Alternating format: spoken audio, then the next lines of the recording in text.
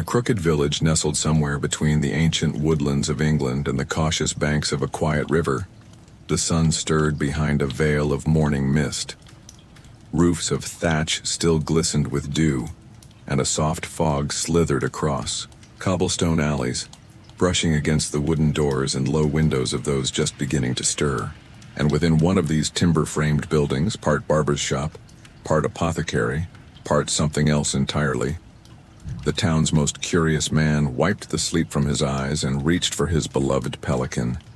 His name was Master Oswin, though most folks simply called him the barber. And it was true. He did trim beards, shave heads, and occasionally remove a flea-infested scalp or two. But his most famous service, the one whispered about at alehouses and winced over by children, was tooth-pulling. Now, to modern ears, dentist might evoke a certain sterile sophistication. A reclined leather chair perhaps with soft jazz playing and gloved fingers delicately navigating molars. But for Oswin, dentistry was more drama than science, and the stage was a splintering wooden chair in the center of his drafty room, lit only by the hearth and the occasional oil lamp. A bucket of herbs smoldered in the corner, sage, rosemary, and something suspiciously like burning nettle, meant to calm the nerves and mask the smell of fear. That morning, Oswin's first patient arrived with the stiffness of a man walking to his execution. Roger the miller had broken a tooth some 3 nights prior on an unassuming piece of barley bread. Since then, his face had swollen to the size of a turnip and his temper to match. He did not knock but burst in, muttering curses in the dialect of his grandfather. "By St. Apollonia's flaming scalp," he growled. "Rip the blasted thing out before it drives me mad." Oswin, ever calm, nodded. He gestured to the chair, more a stool with armrests if truth be told, and began to wash his hands in a bowl of tepid water infused with marjoram. No gloves, no antiseptic, only ritual and a sturdy towel. Roger seated himself, sweating, fingers twitching at the edge of his tunic. Oswin, without rushing, selected his favorite tool, a dental pelican, a terrifying contraption resembling a metal bird's beak. It was designed to clamp around the base of a tooth and then, after considerable grunting, leverage it out with a twist and a pop. There were no painkillers. A strong ale might have helped, but Roger had already consumed that in the hours before dawn. Oswin placed a wooden peg between Roger's molars to keep the jaw open, then muttered a short prayer. And then he began. The first twist drew a sound, somewhere between a bellow and a whimper. The second brought forth a scream that startled birds from the rafters. The third was the charm. Out came the molar, root and all, coated in blood and whatever memory lingered from last week's goose stew. Roger, now pale as flour and limp as boiled cabbage, sagged in the chair. Oswin handed him a cloth soaked in vinegar and mint and left him to recover. The tooth was dropped in a small wooden bowl already home to 4 others. Today had been busier than usual. One might wonder why Oswin bothered. He had no official training, no guild recognition, no medical license. Yet in this village and dozens like it, barbers like him were the only hope for toothaches, fevers, boils, and worse. The nearest physician charged more than a farmer earned in a month. And monks, though learned, were not always willing to treat teeth, especially those outside the cloister. Besides, Oswin rather liked his role. There was satisfaction in it, not so much in the blood or the screaming, but in the small nod of gratitude that came afterward. The way a person's eyes softened once the pain was gone, even if replaced by a duller kind. As the morning wore on, more villagers arrived. A shepherd boy with a wiggling baby tooth too stubborn to fall out.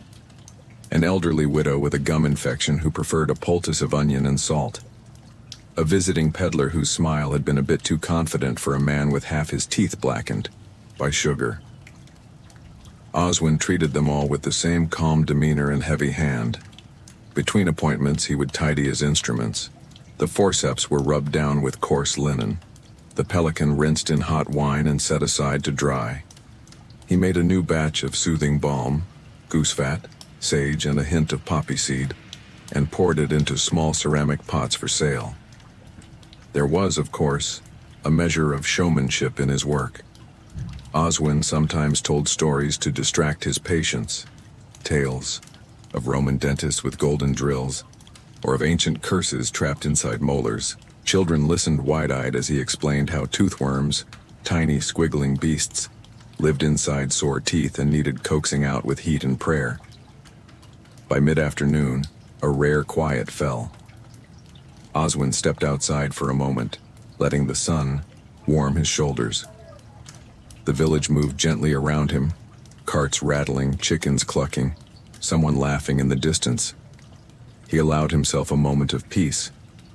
And then, as if summoned by fate, a cloaked figure appeared at the edge of the square. She approached slowly, hand pressed to her jaw, her eyes sunken and red-rimmed. Another patient, perhaps his last for the day. Oswin sighed, stretched his fingers, and turned back inside.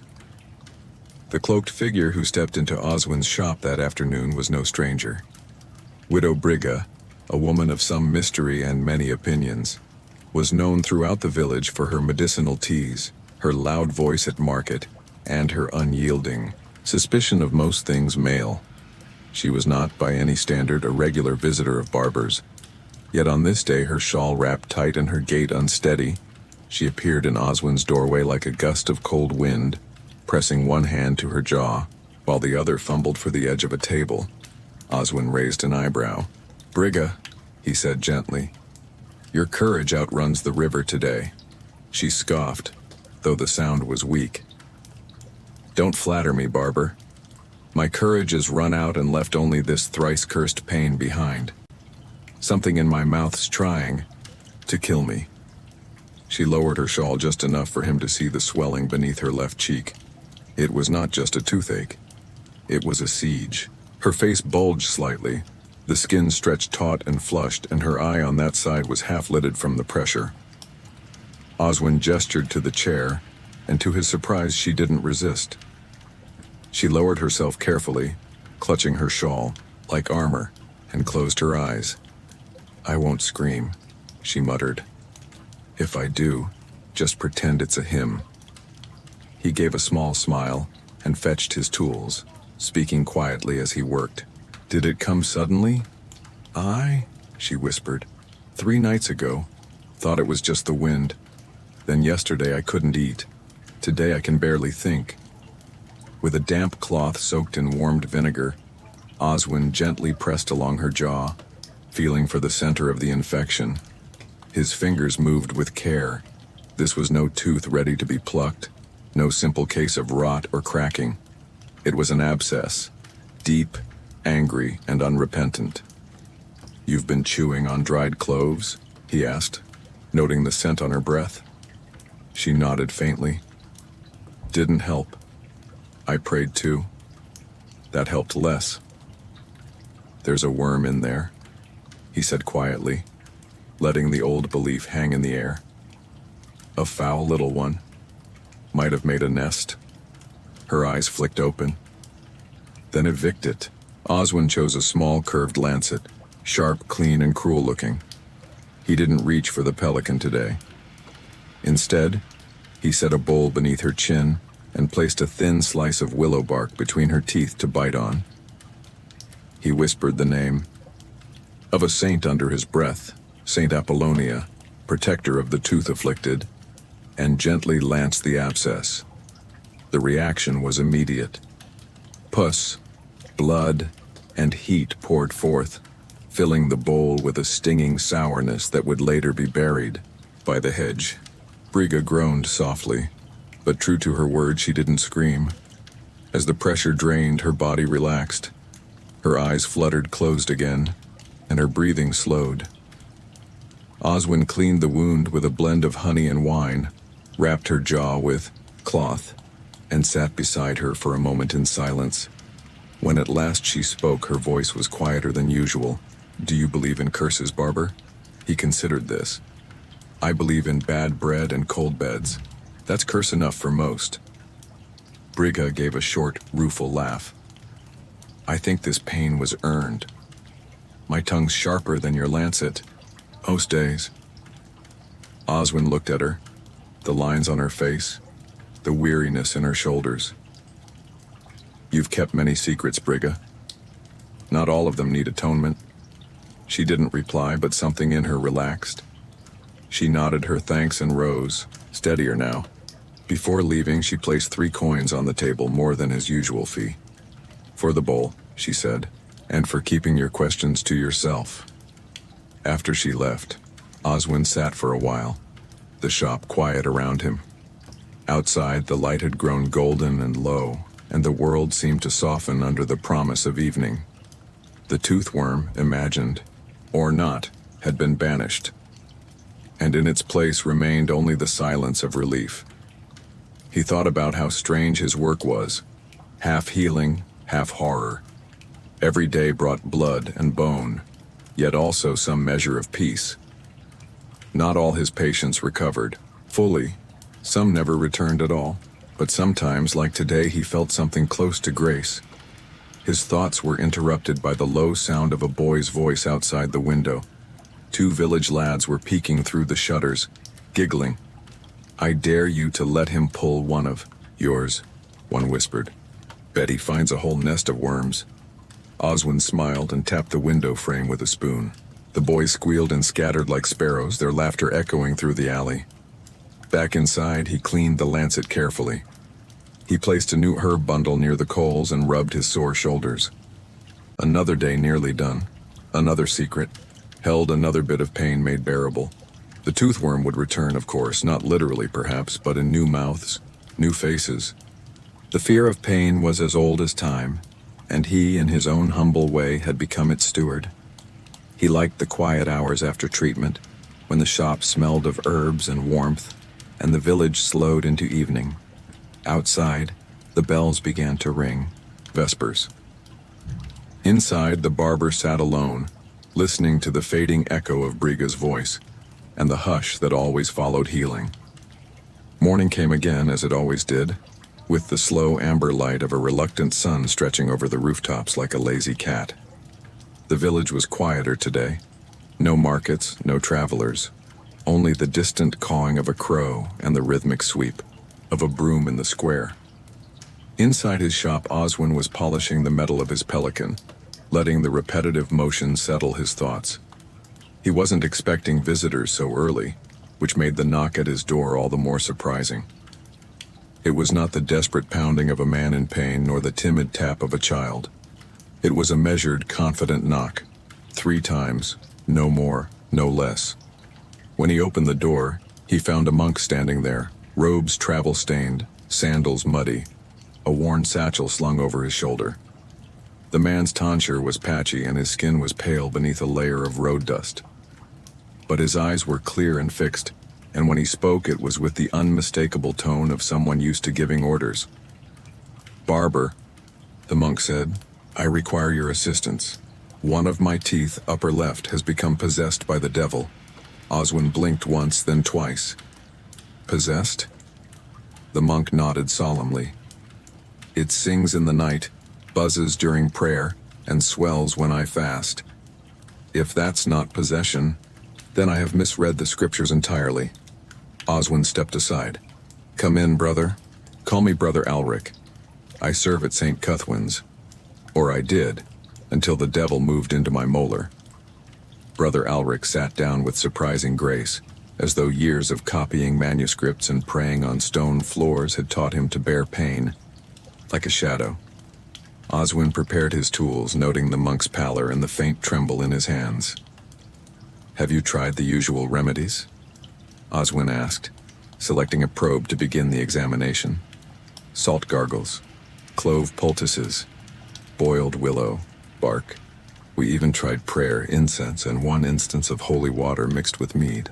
I must confess," he added dryly, "the mead helped more than the water." Oswin chuckled softly. "I've heard worse combinations." The examination revealed a molar deeply set, cracked in 2 places, and badly infected. The gum was tender, receding. The tooth, in essence, was dying. "It has to come out," Oswin said. Brother Alric nodded with the solemnity of a man agreeing to burn a cursed book. I feared as much. Before the extraction, Oswin offered the monk a small cloth soaked in poppy tincture, not enough to sedate but enough to dull the worst of the pain. Alric declined. "I've fasted for 2 days," he said. "Let it be part of my penance." So Oswin worked in silence, the only sound the crackling of the hearth and the monk's slow, measured breathing. He used the forceps this time, delicate, curved, and efficient. The tooth resisted as older ones often did, as though it had forgotten how to leave. But with patient effort, Oswin freed it. There was no scream, only a sharp intake of breath and a faint tremble in Alric's jaw. The monk did not cry out, and his eyes did not water. But when Oswin dropped the molar into the tin bowl and looked back, he noticed Alric's knuckles had gone white against the armrests. "It's done," Oswin said. Alric opened his eyes slowly. "Then I am unburdened." Oswin cleaned the socket and packed it with cloth soaked in thyme oil and honey. "You'll need rest and soup, no fasting for 3 days." "I'll try not to sin in the meantime," Alric muttered, his lips twitching in the faintest smile. They sat for a while in companionable quiet. Alric sipped a weak broth Oswin had warmed by the hearth. Outside, a cart rattled past, and a child sang off-key in the distance. Eventually, the monk reached into his satchel and drew out a small leather-bound book. He held it out with both hands. "This is my payment," he said. "A treatise on medicinal plants, copied from a German manuscript last winter. I thought to give it to the Abbey's herbarium, but now I believe it will serve better here." Oswin took the book with reverence. Inside were hand-drawn illustrations of plants, mandrake, rue, betony, along with notes in Latin and Old Saxon. It was beautiful, priceless even. I don't know what to say," he murmured. "Say nothing. You removed a demon. This is a fair exchange." Alric stood slowly, his strength returning. "You may not wear robes, friend, but you serve the same God I do. Perhaps better some days." With that, the monk bowed and left, the sound of his sandals fading into the morning. Oswin stood for a long time, the book clutched to his chest, the quiet of the shop enveloping him once again. In that moment, surrounded by herbs, tools, and the flicker of candlelight, he felt something strange, something like grace perhaps, or at least its distant cousin. Later that day, he would begin translating the book. The knowledge it held might improve his balms, refine his tinctures, perhaps even lead to a gentler way to ease pain. But for now, he simply sat, the tooth still in the bowl beside him, and let the calm settle around him like an old friend. Oswin had never considered himself a man of superstition. Yet in a world where remedies were whispered from mother to daughter, and dreams were interpreted as omens, he had learned to respect the strange boundary between what people believed and what they feared. And nowhere did these beliefs cluster more densely than around the human tooth. It was on the 9th day of the month, neither a holiday nor a market day, when the baker's wife arrived with a strange request. She was a small woman with a brassy voice and a constant smell of cinnamon about her, who claimed to have dreamt of a cracked tooth 7 nights in a row. "They say it's a warning," she told Oswin, "that a tooth dream means a death in the family, or worse, a betrayal." Oswin, brushing herbs into a jar, raised an eyebrow. "And what do you wish me to do? Pull a dream from your mouth?" She shook her head. "No, but I want a charm, a tooth charm, to keep the dreams from coming back." This was not unusual. Villagers often came with requests outside the boundaries of medicine. In fact, there had once been a carpenter who asked Oswin to bury a rotten tooth beneath his house to ward off spirits. Another had requested a powder made of crushed enamel to sprinkle on his threshold. Oswin rarely indulged these requests. He was, after all, a practical man, but sometimes he made exceptions. He opened a drawer in the corner of his shop. Inside were dozens of teeth, each wrapped in cloth or string. Not from malice or collection, but out of custom. For in this time and place, one did not simply discard teeth. They held power, stories, even souls. He chose a small, slightly yellowed incisor and tied it with red twine. Then he handed it to the baker's wife, instructing her to place it in a pouch of lavender under her pillow. She paid him with 2 cinnamon buns and a whisper of thanks, vanishing into the sunlight with the precious talisman clutched in both hands. After she left, Oswin sat at his bench, running his fingers along the edges of the teeth in the drawer. He thought about what they represented. Pain certainly, but also passage, childhood into adulthood, decay into death. People brought their teeth to him not only to rid themselves of pain, but to offer something of themselves, something physical, intimate, and deeply feared. That afternoon, he was visited by the village priest Father Godric, a tall, thin man with perpetually furrowed brows and the look of someone who had swallowed vinegar by mistake. "Oswin," he said without greeting, "the feast of St. Apollonia is upon us." Oswin nodded. He had not forgotten. Apollonia, martyred by having her teeth shattered, had become the patron saint of dental sufferers. Each year the villagers lit candles and murmured prayers for healthy mouths and safe children. "I am preparing a small procession," Father Godric continued, "and I'd like you to speak a word about what you do." "Pulling teeth?" Oswin asked, amused. "Alleviating suffering," Godric corrected, though his lips twitched, "and reminding them that even saints felt pain." Oswin agreed, somewhat reluctantly. He was not a man of public words, but the feast brought with it a rare sense of unity. Children made little tooth-shaped charms out of beeswax. Women baked cakes shaped like molars. And in the center of the square, someone always reenacted Apollonia's defiance, with wooden pliers and a red scarf. That evening, as the sun dipped low, the village gathered near the chapel. Oswin stood to the side, watching the flicker of dozens of candles dance in the soft breeze. Father Godric began with prayers, then handed the floor to Oswin, who stepped forward amid murmurs. He cleared his throat. "I am no saint," he began, "and certainly no martyr. But I have seen pain, bitten, bled, and buried it. And I've come to believe that teeth hold more than marrow. They hold our stories." He paused, surprised at the hush that followed. "I've pulled teeth from warriors, and widows, monks, and thieves. All of them came seeking relief, and many of them left behind something else. Hope, perhaps. Or peace. Sometimes regret." He lifted a small tooth from his pocket. "This came from a child pulled last winter. He gave it to me and said, 'Now maybe I won't have bad dreams anymore.' He didn't. His mother says he sleeps soundly now." A murmur of smiles spread through the crowd. "So tonight," Oswin concluded, "as you remember St. Apollonia, remember this. Pain is not always punishment.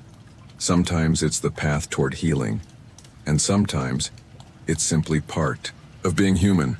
He stepped back. No applause, just silence and the soft crackle of candle wicks.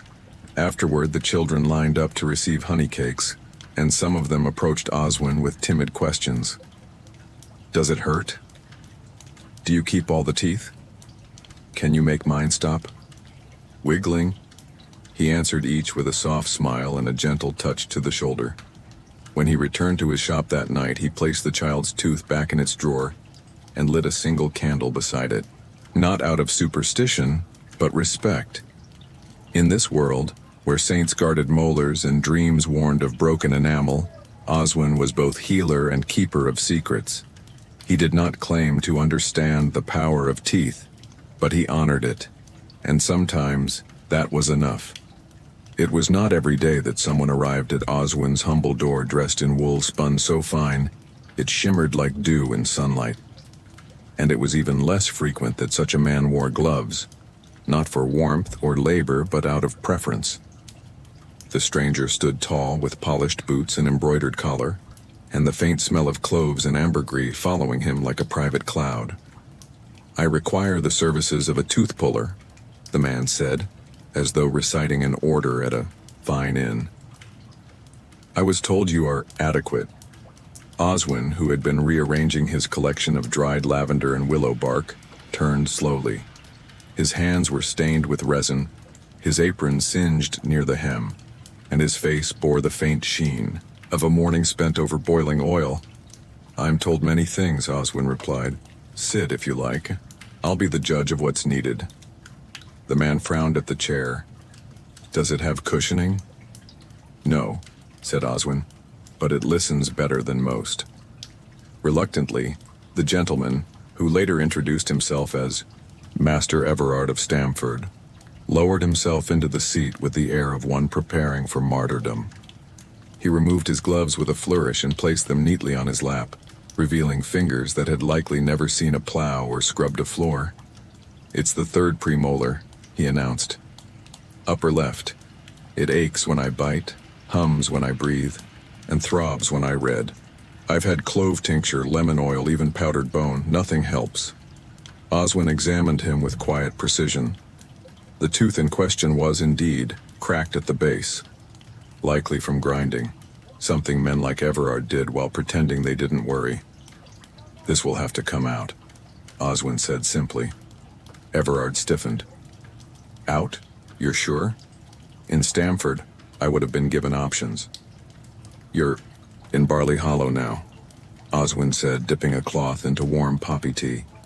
"And your options are fewer here, but swifter." Despite his protests, the gentleman accepted a small cloth soaked in wine and poppy, pressing it to his gums. "My manservant usually does this. Stays by my side during procedures." Oswin raised a brow. "I imagine he trims your nails too?" Everard didn't answer. The extraction was not pleasant. Even with the strongest pelican Oswin had, the molar clung like a miser to coin. There was a moment, midway through the process, when Everard made a noise not unlike a goose being throttled. But Oswin pressed on with the patience of a monk. When at last the tooth came free, it was with a small crack and a deep sigh. Everard blinked at the bowl where the tooth lay. "That's it? That's it?" Oswin cleaned the wound and offered a compress, but Everard was already fumbling in his coat pocket. "Wait," he said. "There's more." From a small velvet pouch he pulled a glinting object. Gold. Shaped like a tooth but gleaming, polished, and slightly larger than needed. "I was told this could be fitted," he said, lifting his chin. "A golden replacement. I had it made, in Bruges." Oswin took the object in his hand. It was heavy, cool, and absurdly ornate. There were etched leaves along the sides and a tiny sapphire embedded in the root. "It's beautiful," Oswin admitted, "and entirely useless." Everard frowned. "What do you mean?" "This is no fit for a socket. It'll rot the gum, breed infection, maybe kill you if you're lucky. If you're unlucky, it'll simply stink until your face swells and your breath wilts cabbages." The gentleman paled. "But it's gold." "So are grave markers," Oswin replied, placing the tooth gently back into the pouch. Everard sat still for a long moment, then tucked the pouch away, his movements slower now. "You're not what I expected."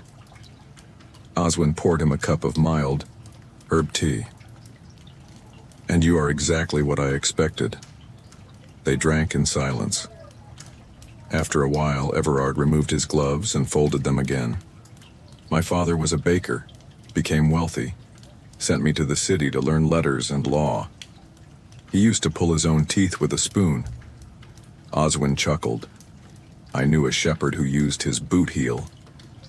The two men sat, not quite equals, not quite enemies, bound for a moment by the common pain of humanity. When Everard rose to leave, he left a silver coin on the table. It was heavy, well minted, and would pay for several weeks of honey and time.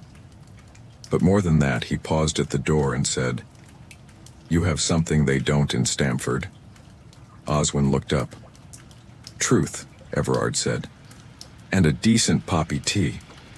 Then he stepped out into the daylight, boots clicking on the cobblestones. Oswin watched him go, then turned to clean the pelican. The golden tooth still glinted from where it sat on the edge of the bench. He picked it up, weighed it in his hand, and smiled. He would keep it, not to use, of course, but as a reminder. No matter how fine the cloth or polished the shoes, pain found everyone eventually. And when it did, even gentlemen became human. Oswin had always preferred his patients older, adults who understood pain, who could wince and curse without needing to be held. Children, however, brought with them a kind of trembling chaos. They squirmed, they sobbed, and worst of all, they looked at him with those wide, water-filled eyes that made him question his entire profession. So when the widow Harla arrived one breezy afternoon with her grandson in tow, Oswin instinctively braced himself. "This is Doran," she said. "He won't eat, says his tooth rattles when he talks." Doran was a small boy with an oversized cloak and very large boots, both of which looked inherited from a cousin several years older. He didn't speak at first, just looked up at Oswin with the silent solemnity of a squirrel cornered by a cat. Oswin crouched down to his level. "You've got a tooth that's playing games, eh?" Doran nodded barely. "Show me where it is." After a long pause, the boy opened his mouth and pointed to a lower incisor, already loose and tilted slightly forward. Oswin nodded. "That one's not bad. It's a milk tooth, meant to come out anyway." "Will it hurt?" Doran asked, voice barely above a whisper. Oswin straightened up, smiled gently, and said, "Let's not talk about hurting. Let's talk about monsters." That caught the boy's attention. He blinked, then tilted his head. "I once knew a boy," Oswin continued, "who had a tooth like yours. Only he didn't want it to come out. Said it held back a monster." "A tooth, beast." Doran's eyes widened. "This monster," Oswin said, lowering his voice, "was very small, smaller than a mouse, but loud. It lived inside the tooth and knocked on it every night. Talk, talk, talk, it wanted out. But the longer the tooth stayed in, the angrier the monster got. Until one day it started whispering things." "What did it say?" Doran asked, forgetting to be afraid. "It said, 'Let me go or I'll rattle your dreams forever.' So the boy very bravely let me pull the tooth. And do you know what we found?" The boy leaned in. "Nothing," Oswin said, because the monster had already fled the moment it was free. All it left behind was a hollow little pop, and that boy slept through the whole night for the first time in a week. Doran was now sitting in the chair, cloak still wrapped around him like armor, boots barely touching the floor. He opened his mouth again. "I want to let mine go too," he said. Oswin smiled. He wrapped a thin cloth around the tooth, gave it a gentle twist, and it came away without even a whimper. Doran blinked, surprised. "That's it? That's it? No more monster?" Oswin handed the boy the tooth, now wrapped in soft linen. "You should bury it under a birch tree, or if you like, leave it on your windowsill tonight. Sometimes fairies come for them." Doran's eyes lit up. "Really?" "Well," Oswin said, shrugging, "they haven't come for mine, but they might like yours." The widow Harla returned shortly after, looking relieved when she saw Doran smiling. She paid Oswin with a jar of quince preserves and a small woven bracelet, something she'd made from wool dyed with beetroot and elderberry. After they left, Oswin sat in the quiet shop, holding the bracelet in one hand. It was not coin, but it felt heavier somehow, full of meaning, of trust. Not all healing came from metal tools and bitter herbs. Sometimes it came from a story, from treating fear with kindness. He added Doran's name to a small notebook he kept beneath the counter, a ledger not of debts but of memories. Next to each name he wrote one sentence about the visit.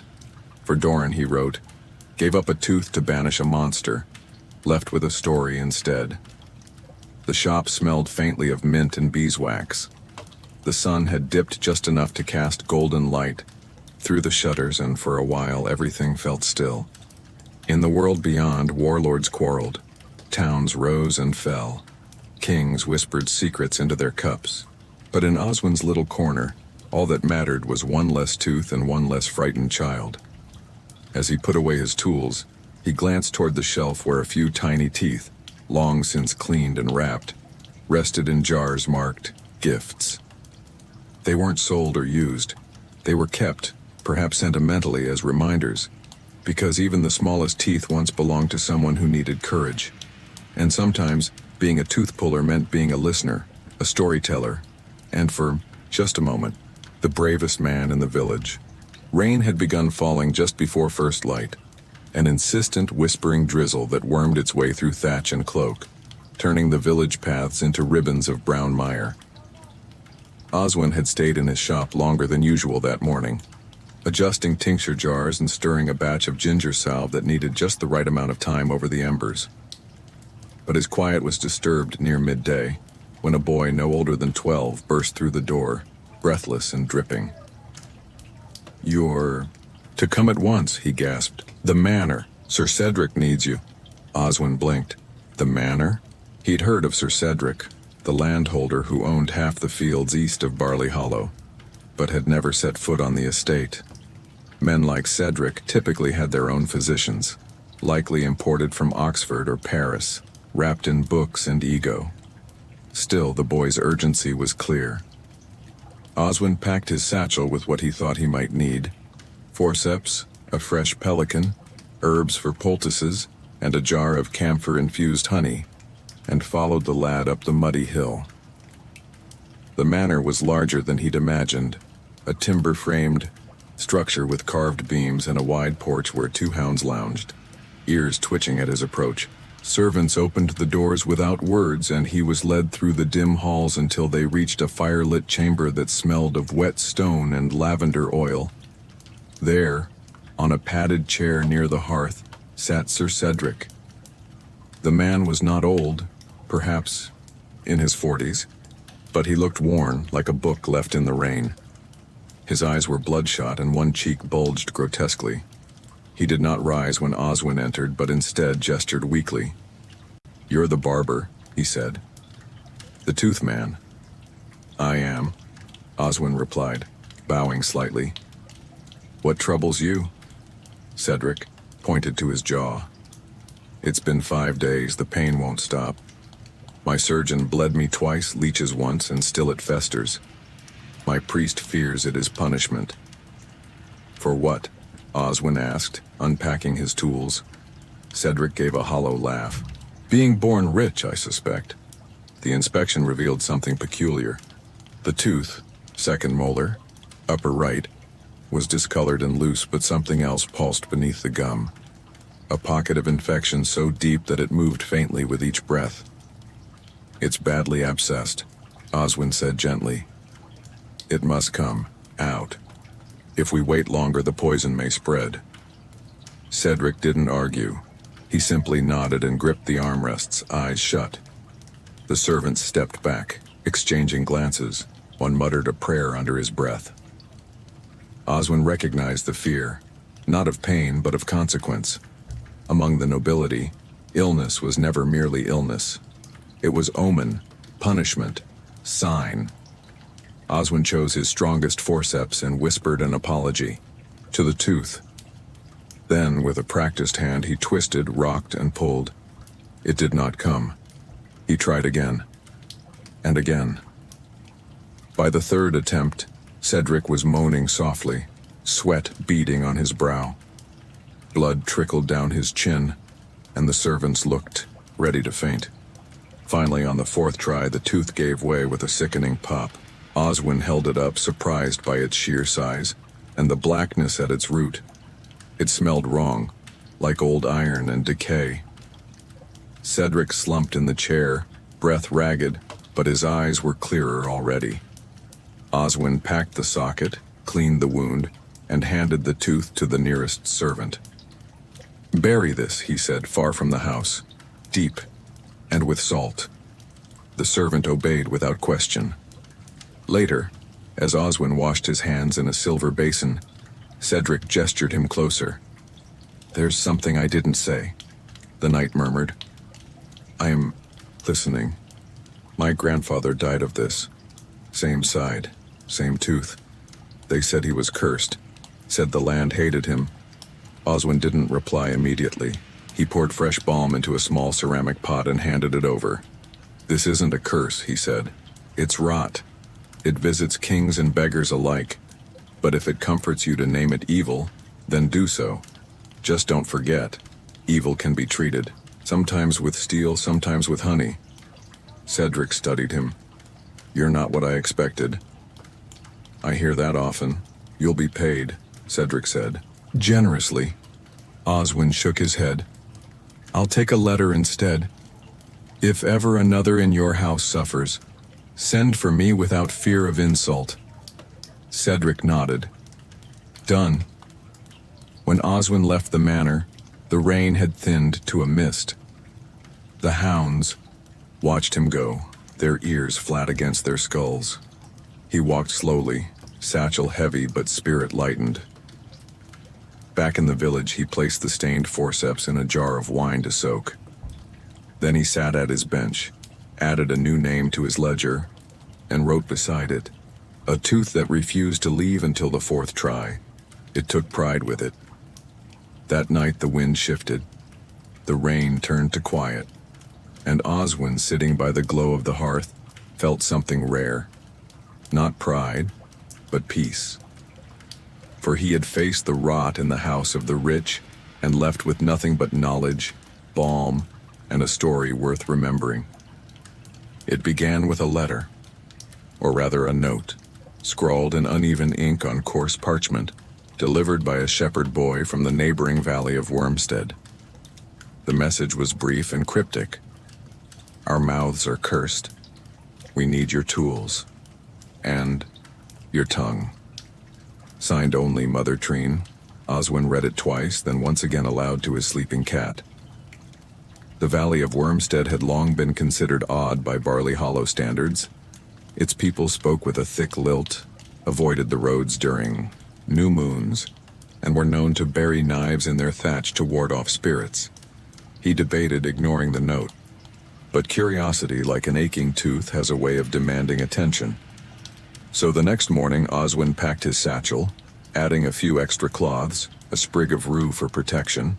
He wasn't superstitious, but it didn't hurt, and a vial of powdered sage, and set out. The path to Wormstead wound through damp woods and over creaking wooden bridges. By midday, a fine mist clung to the trees, and the sounds of birdsong gave way to silence, as though the forest itself were holding its breath. The village appeared suddenly, as if summoned. A cluster of cottages with mossy roofs and twisted chimneys, built close together like huddled relatives. Children watched him from behind curtains. Chickens scattered as he passed.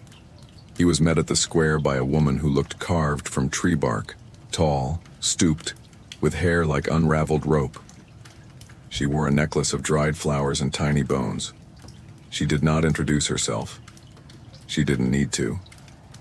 "You're the tooth man," she said. Oswin nodded. "I am. You must be Mother Treen. Follow." She led him to a thatched hut that smelled of thyme, salt, and old paper.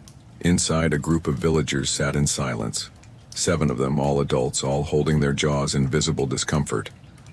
"They don't speak," Mother Treen said. "They sing." Before Oswin could ask what she meant, one of the villagers, a man with a gray beard and watery eyes, opened his mouth and let out a sound. It wasn't a song, not truly. It was a single low hum, like a lullaby caught in a throat. "They began a week ago," Treen explained. "One by one, their mouths ache, their teeth loosen. But when they try to speak, only singing comes, no words." Oswin was puzzled. He examined the man's mouth. Gums red and inflamed, teeth shifting unnaturally, as if the roots were no longer anchored in bone. "It's a fever of the mouth," he said after a pause. Possibly spread through shared food. Or touch. Mother. Treen frowned. And the singing? Oswin shrugged. I've seen pain express itself in stranger ways. Still, the village insisted on their tradition. Before any treatment, there had to be a chant, an old rite where they believed pain was coaxed out through melody. Oswin was made to sit among them while they hummed and muttered verses in a dialect older than his books. Though skeptical, he found himself oddly soothed. The rhythm lulled him into calm, the way wind through trees can sometimes do. Once the song ended, he worked. One by one, he examined each patient. He pulled 2 teeth, drained 1 abscess, and recommended a strong gargle made of fennel and salt for the rest. As he treated them, they wept, not from pain but relief, and afterward, they could speak again. Later, as twilight crept in and fires began to glow in hearths, Mother Treen offered him a bowl of stew and a seat by the hearth. "You don't believe in our ways," she said without accusation. "I believe in results," Oswin replied. She stirred the stew. "Do you know what they call teeth here?" He shook his head. "Stone tongues. They say the soul has 2 voices, one that speaks and one that waits in the bones. Teeth carry the voice of your ancestors. That's why, when they hurt, we sing. To calm the voices." Oswin considered that. It was not medical, it was not rational, but it was deeply human. He spent the night in a spare room filled with dried herbs and jars of rainwater. Outside, the wind hummed like a chorus. He dreamt of teeth, rows of them, white and gleaming, singing in harmony. By morning, the villagers had returned to silence. Their pain had lessened and their voices were their own. They gifted him a carved figurine of a smiling jaw and a jar of something they called root moon honey. When he returned to Barley Hollow, Oswin placed the figurine on his shelf. It sat beside the golden tooth and the boy's woven bracelet, each one a story, each one a reminder. He did not know whether teeth could sing, but he had heard something in Wormstead, something older than science and softer than superstition. Something close to understanding. The letter came in the hand of a man whose boots were so caked in black dust that Oswin could hardly tell their original color. He wore a miner's tunic, patched at the elbows, and spoke with a raspy voice, as though each word had to dig its way out of a tunnel. 3 men down already, the messenger said. We need help. Not just any help. We need someone who knows how to pull a molar clean, not leave shards rattling about. Oswin nodded grimly. It wasn't the first time he'd heard of tooth rot among miners. The deeper the men dug, the darker the air, and the worse the damage. Dust seeped into everything, the lungs, the eyes, and especially the gums. It made the soft parts of a man's mouth swell and bleed, and teeth, once strong as chisels, began to crumble like old chalk. The mines lay in the hills north of Barley Hollow, where the earth split open into long, jagged wounds. Oswin packed quickly, strong forceps, lantern oil, poppy tincture, his thickest gloves, and traveled with the messenger up a winding trail barely wide enough for 1 cart. They arrived near dusk. The mining camp was not so much a village as it was a cluster of cabins and tents built around yawning mine mouths, with soot-streaked men moving between them like ghosts. Fires crackled weakly in pits, and the scent of burning coal clung to every fabric, every breath. They led Oswin into a timber shack hastily converted into a clinic. 3 men lay on cots, pale and sweating. One cradled his face with bloodied fingers. Another lay still, his jaw bound tightly in cloth. Oswin knelt beside the quietest one first.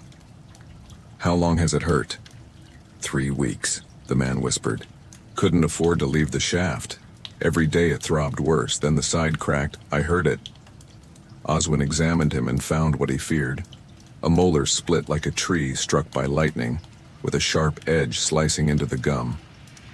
It was infected, angry, and would not come out easily. He set to work without delay. The extractions that night were brutal, even by Oswin's standards. The teeth broke in pieces, forcing him to dig with fine-tipped tools, teasing out each shard like slivers from a wound. The poppy tincture dulled their senses, but there was no comfort to be found in the process. The men endured it with clenched fists and hoarse moans. When he was done, Oswin packed their mouths with a thick balm of comfrey and mint and instructed the overseer on how to feed them broth and keep their heads elevated. He treated 5 men that night. Each one told a similar story. Days spent breathing, coal dust, nights gnawing stale bread with crumbling teeth and the growing belief that their mouths were cursed by the mountain itself. "Some say there's something down there," one muttered. "Deeper than any vein of ore. A spirit that spoils a man from the inside out." Oswin didn't argue. He had learned long ago that pain seeks myth when science fails to comfort. And in places like this, places carved from earth and shadow, those myths found fertile ground. When he stepped outside, the wind was sharp and cold. He walked past the fire pits, past the muttered prayers and bone dice clattering on crates, until he reached the mouth of the mine itself. He peered into it. Total blackness. He didn't believe in mountain spirits, but he believed in suffering, and something lived in those tunnels. If not a beast, then the price of what men demanded from the earth. A foreman approached him near dawn, offering coin. Oswin refused. "Send bread, soft bread, fresh if you can, and time for the water." The man nodded. Before he left the camp, one of the miners pressed a small stone into his hand. "Found this below," he said. "Said it looked like a tooth, maybe it'll keep yours strong." The stone was white and jagged, oddly tooth-shaped. Oswin accepted it with a quiet nod and placed it in his satchel. He returned to Barley Hollow as the sun rose behind him, bathing the soot from his clothes in gold. His fingers ached and his back throbbed, but he felt no regret. Back in his shop, he added the white stone to his shelf. It sat beside the jaw figurine from Wormstead and the golden tooth from Stamford, each a relic, each a story. In his ledger, beneath the names of the miners, he wrote, "Teeth cracked by dust and despair, pulled by light soot on the fingers."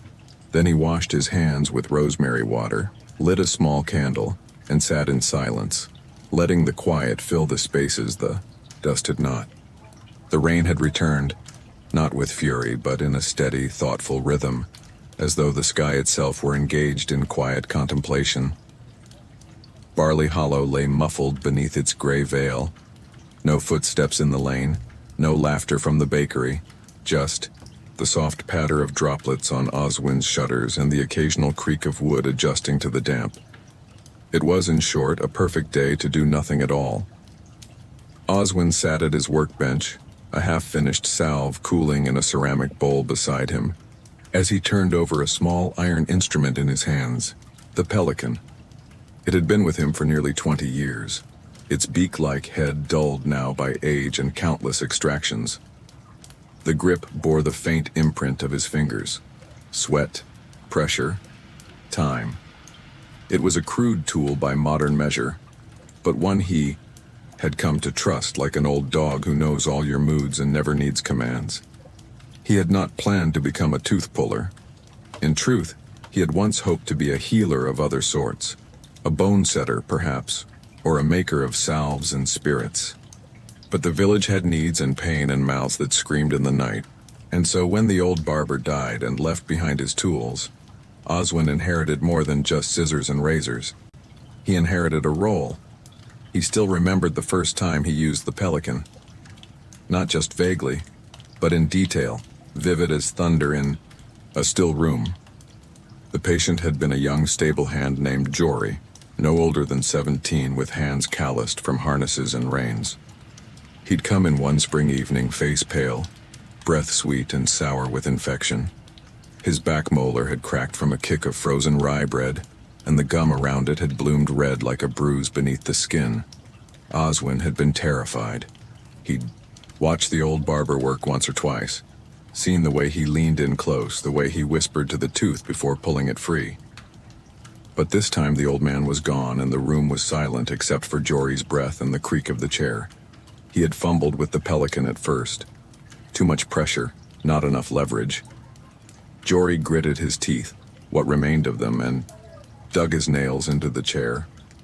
Oswin whispered apologies, fingers slick with sweat until the tooth finally gave a wet, wrenching snap and tumbled out into his palm. He had stared at it for a long time afterward. Ugly, cracked, still warm. It looked like failure, but Jory, wiping the blood from his chin, had smiled faintly and said, "Feels better already." That had been enough. That night, Oswin had cleaned the pelican until it gleamed, then placed it on a cloth beside his bed. Not with reverence exactly, but with caution. He had understood even then that the tool was not just a means to an end. It was a promise, to help, to try, to carry pain so that others might sleep. Since then, the pelican had known the mouths of farmers and children, monks and merchants, and even the rare nobleman. It had pried teeth free under moonlight and by fire, in kitchens and barns and candlelit corners of churches. It had heard screams, muffled prayers, and more confessions than any priest might guess. It had also taught him patience. There were moments, Oswin reflected, when the tooth would not yield. No matter how carefully he worked, how gently he pressed, it resisted, and in those moments he had learned to pause, to breathe, and to remember that force alone was not always the answer. He looked now at the instrument in his hand and smiled. He rose and crossed the room to his cabinet of keepsakes. Carefully, he opened a small drawer and removed a cloth-wrapped bundle. Inside were 3 tools, smaller pelicans worn and battered. The tools of the man who had come before him. He had kept them, not out of sentimentality, but to remember that someone else had once feared the first extraction. That every healer, however rough their tools, had begun somewhere. The rain deepened, outside turning to a steady curtain of silver. Oswin lit a candle, set the pelican gently on the table, and began to write in his ledger, not about a patient this time, but about the tool itself. This iron beak has stolen more pain than a priest's prayers, and though its song is silent, I have learned to hear it. In the crack of bone, in the sigh of relief, in the silence after suffering. He paused, then added, "May the next hands to hold it be patient and brave." That evening, no patients came. No one knocked. And Oswin, for once, did not mind. He brewed a cup of fennel tea, settled near the window, and listened to the rain play its own kind of lullaby against the roof. Outside, the world was damp and still. Inside, the pelican rested.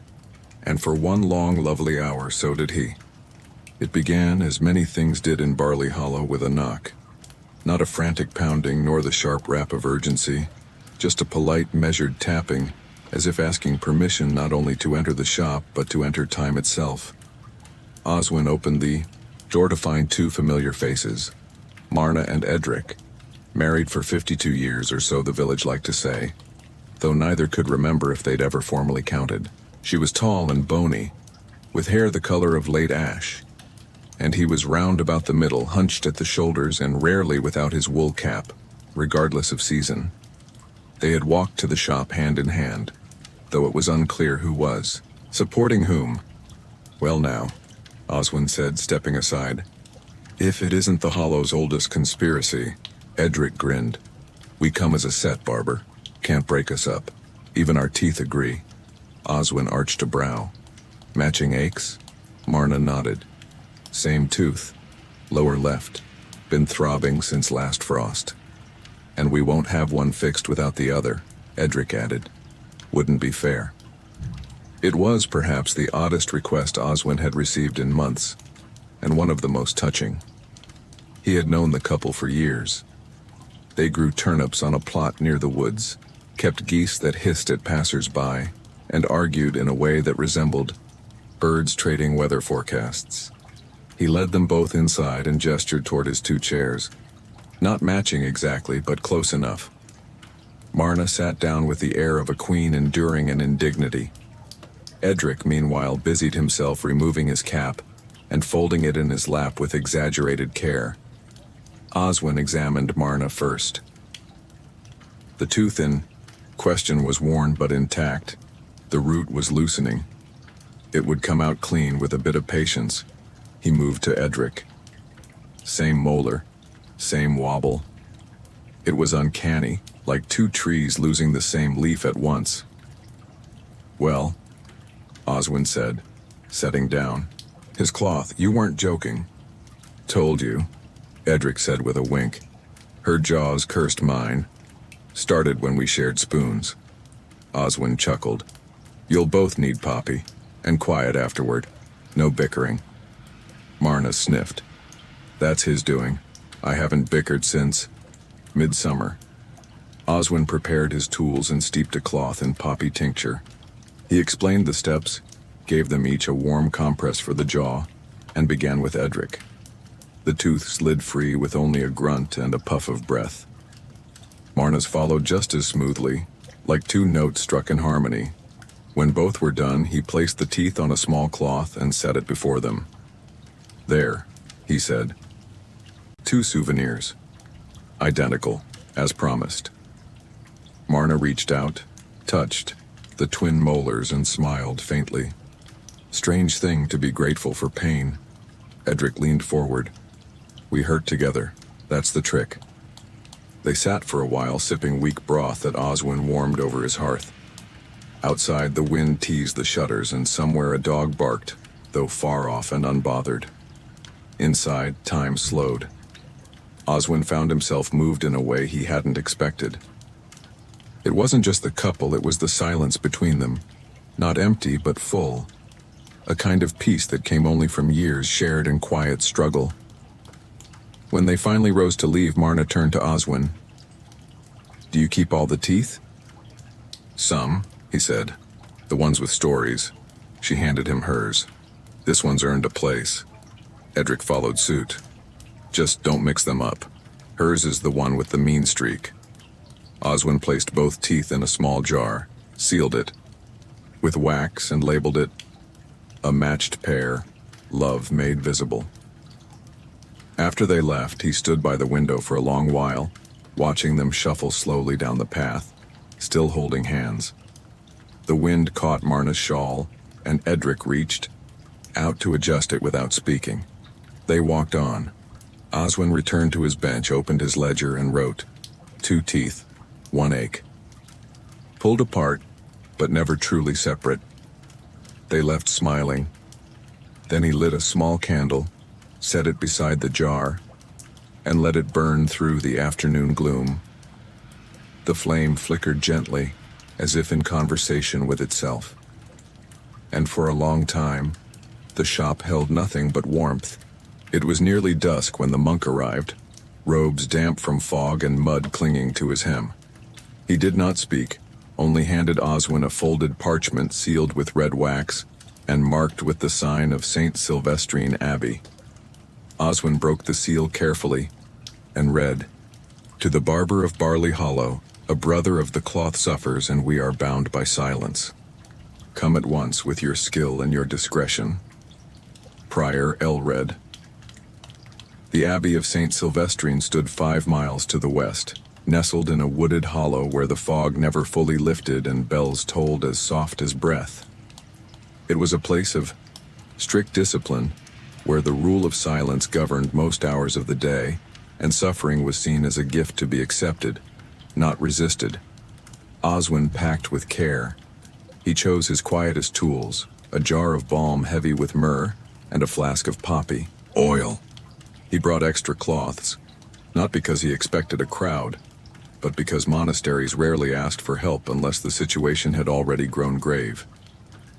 The journey took him past streams swollen with spring melt and under canopies of whispering beech. As he approached the abbey gates, the world seemed to fall still.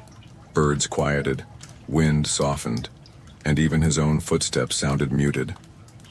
A monk met him at the entrance and gestured silently for Oswin to follow. They passed through narrow halls lined with candles and frescoes. Images of saints with hands lifted in benediction, mouths closed in stoic endurance. They reached a small, dim chamber where a man lay upon a straw pallet, his face turned to the wall. His breathing was ragged, each inhale accompanied by a faint wheeze. A cloth had been tied around his jaw, soaked through with blood and something darker. The attending monk whispered, "Brother Kren." Oswin knelt beside him. "How long? Has he suffered?" The monk hesitated. 4 days, perhaps 5. He would not permit treatment. Until now. Oswin gently peeled back the cloth. The sight beneath it made him wince. The left side of Brother Kren's face was swollen grotesquely, his jaw rigid, lips cracked. The source was clear. A massive abscess near a molar pushed up so far into the gum it had begun to pierce the soft flesh above. "He hasn't spoken?" Oswin asked. "He hasn't made a sound," the monk replied. "He is faithful." Faithful or not, the man was dying. If the infection spread further, it would reach the throat, the blood. There would be no return. "I'll need water, boiled, and a lamp. And you may need to hold him." They nodded and obeyed without question. The procedure was swift, but brutal. Oswin used his smallest blade to lance the abscess, releasing a torrent of foul-smelling pus. Kren's body jerked, but he did not cry out. He trembled, sweat pooling at his temples, but his vow of silence held. Oswin worked quickly, drawing out the ruined tooth, packing the socket with honey and pine soot. When it was done, the brothers bathed his face in cool water and laid fresh cloth beneath his head. Kren slept. The prior arrived not long after. He was a man of few words and fewer expressions. "You've served us with mercy," he said. "Though the rule teaches us to embrace pain, we are not forbidden from accepting help." Oswin simply nodded. They offered him bread, cheese, and a place to sleep in a spare cell. He accepted more out of necessity than comfort. That night he lay on a straw mattress under a stone arch and listened to the silence press in around him like a second blanket. No bells, no voices, just the breath of monks as they passed in quiet prayer, and the distant wind speaking to no one in particular. In the morning, Brother Kren was better. Weak, yes, but able to drink. His eyes, though ringed in shadow, held gratitude. He raised one hand and touched Oswin's wrist, brief, firm, enough. The prior thanked him again. Before leaving, Oswin passed the chapel. He paused, not out of piety, but reflection. He lit a candle, small and flickering, and whispered a short phrase not meant for any saint in particular. "Let those who cannot cry still be comforted." When he returned to Barley Hollow, the village was waking. Children chased chickens. A farmer argued with a cartwheel. The world had resumed its noise. Oswin set down his satchel, cleaned his tools, and opened his ledger. He wrote, "1 tooth, 5 days of silence. Pain endured not for pride, but belief. Pulled in quiet, healed, in stillness." Then he reached for his candle, lit it anew, and let it burn just long enough to fill the room with the faintest scent of myrrh. Sometimes the loudest screams were the ones never uttered, and sometimes a tooth was only the surface of something much deeper: grief, faith, or the quiet fear of losing oneself to pain. It was near the end of summer when the invitation arrived, an odd little scrap of parchment, adorned with inked flourishes and what appeared to be a smiling molar drawn with unnerving enthusiasm. The message read, "To Oswin, tooth puller of Barley Hollow, you are hereby summoned as guest of honor to the 17th annual festival of the Last Tooth, to be held in the village of Hemlow. Bring your tools, your tails, and, if possible, a particularly strange tooth for display. Signed, Mayor Tab, Celebrator-in-Chief." Oswin stared at the note for a long time, wondering whether he'd wandered into a joke, or perhaps a hallucination, brought on by time fumes. But he'd heard of Hemlow, just beyond the marshes, a tiny village known for their unusual traditions. And if he recalled correctly, the festival of the last tooth had something to do with honoring the final baby tooth lost each year by a child in the village. It was absurd. It was unnecessary. He decided to go. He arrived to find the entire village green transformed. Garlands of white and ivory hung between poles. Children wore tooth-shaped paper crowns. There were pies in the shape of incisors, jellies molded like molars, and a banner overhead that read, in boldly painted script, "No more wiggles." A short man with a beard that rivaled most hedgerows bustled toward him. "You must be Oswin. I'm Tab the mayor, official tooth elder and keeper of the wiggling list." Oswin shook his hand. "The wiggling list?" Tab beamed. "Every child in Hemlo who loses a tooth this year is added to it. The last one to lose their final baby tooth earns the honor of the festival. We're very serious about molars here." Oswin found himself led to a tent where, to his surprise, a small crowd awaited. A wooden table displayed a dozen odd teeth, each labeled with year and child's name, preserved in wax or tiny jars. Tab gestured proudly at them. "We call this the Tooth Hall of Fame. Your contributions, if you have any, would be a great honor."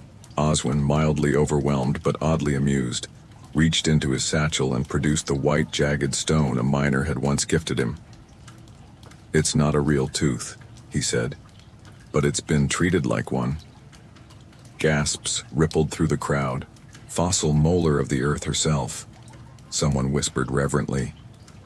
He set it beside the others and was immediately handed a ribbon for most mysterious entry. That afternoon he was asked to perform a symbolic extraction in front of the villagers. The child of honor, Millie, age 9, proud owner of a recently detached second premolar, stood atop a crate while Oswin pantomimed removing a carved wooden tooth from a carved wooden jaw. The villagers cheered. A pie was thrown. A toast was made. Later, as the sky turned to amber and the music softened to fiddles and flutes, Oswin sat beneath a lantern and watched the villagers dance barefoot on the grass. He sipped a cup of spiced mead and let the warmth of laughter, firelight, and nonsense wash over him. Tab sat beside him, puffing on a clay pipe. "You know," he said, "people laugh at us. Say it's silly to throw a feast for a lost tooth." Oswin glanced at the children twirling nearby. What better reason is there to celebrate? It means they've grown, that they're strong, that they've survived. Tab nodded. "Exactly. It's not about the tooth, really. It's about change. A marker on the road of growing up." A girl with a gap-toothed grin bounded past them, laughing. Her hair trailed like a banner, and Oswin felt something shift in his chest. Some quiet memory of youth or the echo of a child's pain eased with balm and story. He touched the miner's tooth in his pocket. "You do good work," Tab said, suddenly. "Even if most don't see it. Pulling teeth sounds cruel, but it's a kindness, really." Oswin thought of the monk who never cried out, the child who banished a monster, the couple who ached in unison. He thought of all the mouths he'd tended, and the hands that had touched his in thanks. He smiled. When he returned to Barley Hollow the next day, he brought with him a small wooden plaque, awarded to him by Millie and the village council. It read, "To the tooth man who made it gentle." He placed it on the shelf beside his other tokens, the golden molar, the jaw-shaped figurine, the jar of love-bound teeth, each one a story. In his ledger beneath the date he wrote, "A village danced for a tooth." And for a moment, everyone believed in beginnings, not endings. Then he lit a single candle, placed it beside the plaque, and let it burn until sleep pulled the world quiet again. The letter came with no seal, no name on the envelope, just Oswin's, written in a careful hand he hadn't seen in many years. He read it 3 times before daring to open the parcel that came with it. A small wooden box, wrapped in faded cloth, tied with an equally aged ribbon. Inside, nestled among bits of old linen, lay something that made his breath catch. A pair of iron calipers. A small scalpel, still sharp. And tucked beneath them, a folded paper, yellowed at the edges and soft. From age, he unfolded it gently. At the top was a name, Master Tharn of Winmere. His teacher, his beginning. Oswin sat for a long while in silence, the rain ticking softly against the shutters. He could see it clearly now. Tharn's old shop, warm with the smell of resin and ash. The man himself, hunched and sharp-eyed, always wearing a vest with one too many pockets. Tharn had been a barber. Yes, but also a bone setter, a leech handler, and once allegedly a midwife in an emergency no one ever discussed again. He was gruff, impatient, and somehow endlessly patient with Oswin. The paper in Oswin's hands bore no message, just a single line of faded ink. For the boy who watched more than he asked, he smiled. The tools had likely been meant for him long ago. But the years had passed. Tharn had vanished into retirement, and Oswin had made do with his own, acquiring and adapting as he went. Still, seeing the instruments now felt like the final echo of a bell rung long ago. He took the box to his bench and laid each item out with reverence. The calipers were unlike any he currently used. Slimmer, more precise. The scalpel, wrapped in oilcloth, bore a handle of bone. It was elegant in a way that tools rarely were anymore. He spent the afternoon cleaning them, rubbing the iron with balm, inspecting the balance, remembering the way Tharn had used them with steady, confident hands. He could still hear the man's voice. The root doesn't come free from tugging, boy. It comes when it's ready, and when you know where to press. That evening, Oswin didn't take any patience. Instead, he lit 3 candles and placed them around the bench. He brewed tea from the last of his lemon balm and sat in silence, watching the flames dance. On impulse, he reached for his ledger and flipped back through the years. Page after page of names, notes, stories.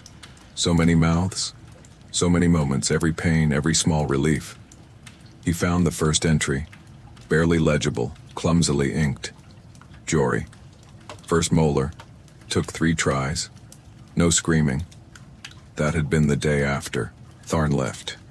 Oswin had stood in the empty shop, unsure if he was allowed to claim the chair, unsure if he wanted it. But the pain came anyway. Jory with his cracked tooth, the village with its constant needs. And Oswin had stepped forward. He had been pulling ever since. Now, staring at the tools, Oswin felt something unusual. Not pride, not even nostalgia, but a quiet sort of gratitude. Gratitude that pain had chosen him, not to suffer but to relieve. He picked up the scalpel, balanced it between his fingers. It felt good, familiar, even though it was new to him. At some point in the evening, he rose and moved to the floorboards beneath his shelf. He pried one loose, an old hiding place he hadn't used in years, and placed the box inside with its cloth and calipers and silent note. Then he replaced the board and pressed it flat. Not everything needed to be on display. The memory was enough. Before bed, he wrote in his ledger, "Today I was reminded that I learned from hands before I learned from books, and that some tools come to us only when we're ready to hold them." Then he blew out the candles, and the shop fell into that peculiar hush that only comes when memory settles back into silence. Outside, the wind shifted gently, and Oswin, dreaming of iron, of bone, and of the old man who had taught him to listen before pulling, slept deeply without ache. The rooster in Barley Hollow had not yet crowed when Oswin was awoken by a knock, not the frantic hammering of pain or the stealthy tap of shame, but a resolute, firm rap with an air of ceremony. Standing outside his door was a breathless, mud-splattered boy wearing a scarf far too large for his head. "You're needed," the boy wheezed. "In Gorsby. There's been an incident. A tooth's involved." Oswin blinked. "A toothache?" "No, sir. A trial. A silence followed, broken only by a goat braying somewhere in the distance. Oswin sighed. "Let me get my coat." The road to Gorsby was not long, but it was unkind. Rutted from cartwheels and so steep in places it seemed to question the very wisdom of uphill travel. By the time they arrived, Oswin's boots were speckled with mud, and his curiosity was nearly as sore as his knees. Gorsby, unlike Barley Hollow, prided itself on structure. It had a bell tower that rang twice daily whether people needed it or not, and a mayor who held weekly assemblies where complaints were read in alphabetical order. Today, however, the gathering wasn't in the meeting hall. It was in the old sheep barn, cleared of livestock, hastily filled with benches and lit by lanterns strung on old yoke beams. At the front stood Elder Mott, an upright man with thick spectacles and the air of someone who took even weather personally. Beside him, two villagers, Bran, the cooper, wide as a barrel and twice as loud, and Della, the baker's niece, sharp-eyed and quick-tempered. Between them, under a cloth, lay the object of scandal. Oswin was ushered forward with whispered reverence. Mott gestured grandly. Barley Hollow's own tooth-puller, here to give expert testimony. Oswin tilted his head. On what charge? Mott adjusted his spectacles. Bran stands accused of having forcibly removed one of young Jeff's incisors with his forehead during the harvest dance. A low murmur spread through the crowd like spilled mead. Della pointed. "You see there, the tooth. We found it in the pudding bowl, still warm." Bran, reddening, huffed. "I was merely dancing. He got in the way. Or perhaps his teeth did." Jeff, thin, awkward, and clearly trying to melt into the floor, mumbled, "It wasn't on purpose, I think." Oswin approached the tooth. It lay on a scrap of linen like a tiny relic, white and slightly chipped, root intact but darkened near the tip. He picked it up gently, turning it in his fingers. "This was pulled violently," he said. "The fracture at the gum line suggests an upward blow, direct impact, not from falling, certainly not from pudding." More gasps. One woman fainted, though Oswin suspected more from hunger than scandal. Bran stepped forward. "Now wait. How do we know it's his tooth?" "Could be anyone's." "Bran?" Della snapped. "Who else at that dance had 4 missing teeth and a loose incisor?" Oswin sighed. "May I see the injured party?" Jeff nodded miserably and opened his mouth. Oswin examined the gap, gently pressing along the gum, noting the swelling, the shape of the socket. "It fits," he said, "and the bruise on his lip lines up with a cooper's brow." Laughter broke out. Elder Mott cleared his throat. "In light of the evidence and the testimony of Master Oswin, I pronounce Bran guilty of 1 count of reckless facial conduct." Bran groaned. "What's the penalty?" "You will pay for Jeff's next 3 dental cleanings, whether he has any teeth left or not, and you will deliver to Della's house every Sunday for a month 1 sack of flour and an apology." The crowd cheered. Della smirked. Jeff looked relieved. Bran muttered something about injustice and stormed out, ducking under a low beam and bumping his head a second time, though, mercifully, no further teeth were involved. Later, Elder Mott clapped Oswin on the back. "You've missed your calling. Ever thought of becoming a magistrate?" Oswin shook his head. "I prefer mouths to lies. Teeth don't argue, they just hurt." Mott chuckled. "You may be the only man in these parts trusted by molars and jurors alike." Before leaving, Jeff approached Oswin with a sheepish look. "You were kind," he said, "even when my tooth tried to make a scene of itself." Oswin smiled. "Would you like to keep it?" Jeff shook his head. "Too much drama. You keep it. Maybe it'll teach the others how not to behave." Back in Barley Hollow, Oswin placed the tooth, now scrubbed and wrapped in linen, on his shelf beside his other oddities. The stone molar from the mines, the laughing jaw figurine, the tooth that was never pulled. He labeled it Gorsby Incisor. Case closed. Then in his ledger he wrote, "A tooth told the truth today." It spoke through bruises and silence, and helped settle a quarrel no tongue could untangle. Teeth may not lie, but they do occasionally land in dessert. He sat back with a cup of chamomile and chuckled softly to himself. Justice, it seemed, had a bite. The letter came on a day thick with mist, when the sun seemed to forget its way through the clouds and everything tasted faintly of stone and memory. Oswin found it tucked beneath a bundle of mint leaves left by the widow Harla.